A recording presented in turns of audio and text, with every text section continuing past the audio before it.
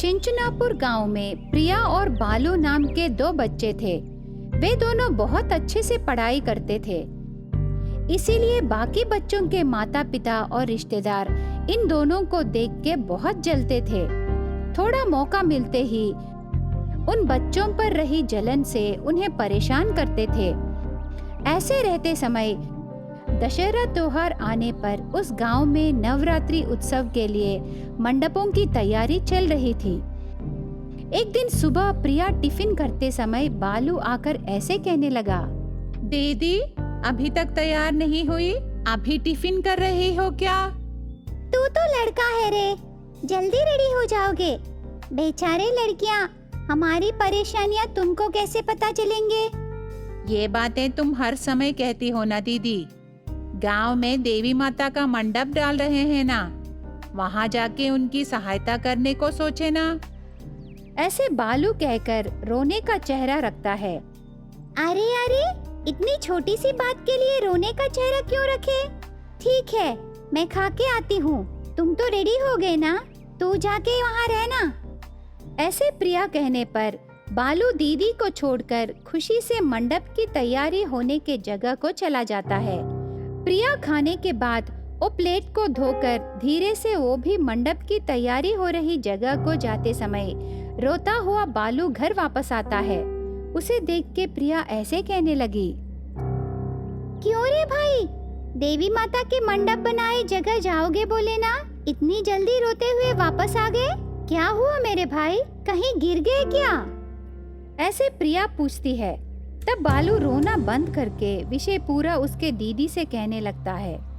मैं देवी माता के मंडप के पास सबकी सहायता करने गया ना, वहाँ वो सुधाकर का भाई है ना, श्यामू, वो मुझे वहाँ आने नहीं दिया दीदी।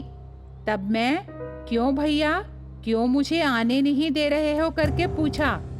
तब वो, तुम दोनों अच्छे सी पढ़ाई करके फर्स्ट क्लास लाते हो ना, तुम हमारे पास क्यों आ रहे हो? जाके पढ़ाई करो, ऐसे कामों के लिए टाइम वेस्ट मत करो। ऐसे सबके सामने कह के मजाक उड़ाया दीदी।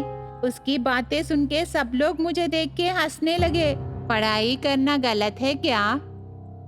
ऐसे कहकर बालू उसके अंदर रही दुख को उसके दीदी से कहता है। तब प्रिया ने, भाई एक काम करते हैं, इस बार जैसे बाहर मंडप रख के देवी माता को खड़ा किए, वैसे ही हम अपने घर में एक छोटा सा मंडप डाल के उसमें छोटी सी देवी माता की मूर्ति रख के पूजा करते हैं भाई।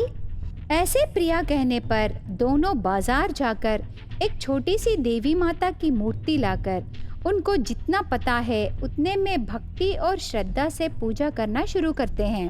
उस दिन दशहरा त्योहार था। देवी नाम की एक औरत उनके घर आती है। बच्चों, गांव में सबके मंडप देख के आई, पर तुम्हारे छोटे से मंडप जैसे सुंदर मंडप किसी को भी नहीं है। तुम तो देवी माता की मूर्ति रखे, पर प्रसाद क्यों नहीं रखे? ऐसे पूछने पर प्रिया ऐसे जवाब देने लगी, अरे प्रसाद चढ़ाना है क्या? हमें पता नहीं आंटी, मेरे भाई को बाहर मंडप के पास आने नहीं दे रहे थे, इसीलिए हम दोनों घर में छोटे से मंडप रखे। इन 9 दिनों में देवी माता को कौन कौन से अवतारों में क्या क्या प्रसाद चढ़ाना है मैं तुम्हें बताऊंगी। Thank you aunty. आई औरत कौन और क्यों आई हो करके पूछे बिना ही उससे परिचितों की तरह बातें करने लगते हैं। इस तरह उस दिन से शुरू होकर देवी माता हर रोज उन बच्चों के पास आकर बच्चों से देवी माता को भक्ति से पूजाएं करा के प्रसाद चढ़ाने के बाद चली जाती है। इस तरह 10 दिन होने के बाद विसर्जन के बारे में चर्चा आने पर वे दोनों भाई बहनें ऐसे बातें करने लगे। दीदी, इस दशहरे त्योहार के दिन हमारे पास आकर हमसे पूजा करवा के गई वो देवी आंटी कौन है दीदी? उसे हम पूछे बिना ही हर रोज घर आने दे रहे हैं और पूजा में हेल्प ले रहे हैं। माता का प्रसाद खाने के बाद आंटी चली जा रही है दीदी।